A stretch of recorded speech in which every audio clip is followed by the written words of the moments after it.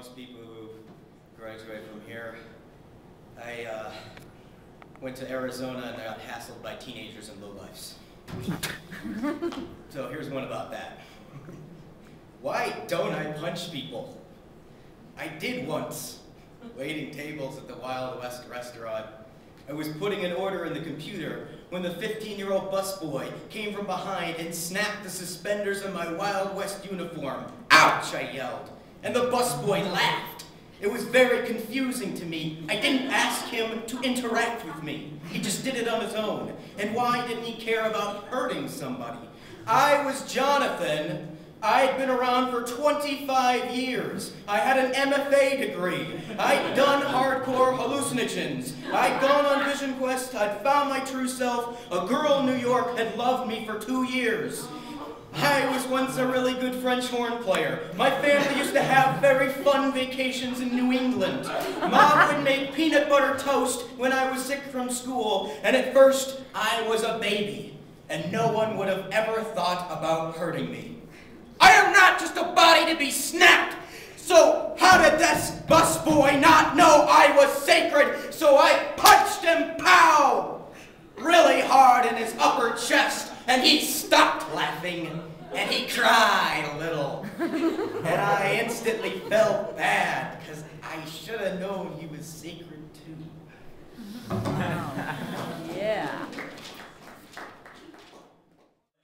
I want people to, go home and read this after midnight, and maybe, say, hey, I do some of those things that he's talking about in that book too. So, those are a couple of big Me Too's I read.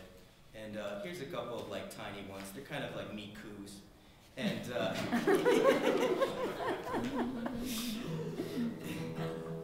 gonna get the tambourine for this.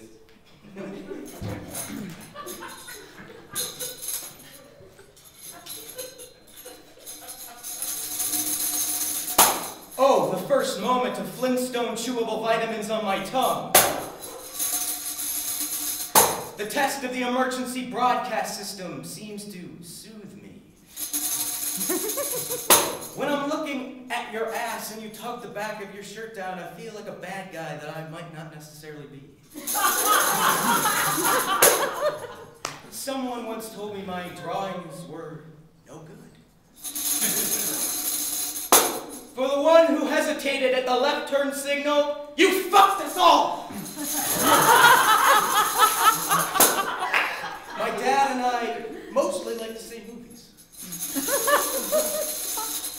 The shampoo just went right down my nose.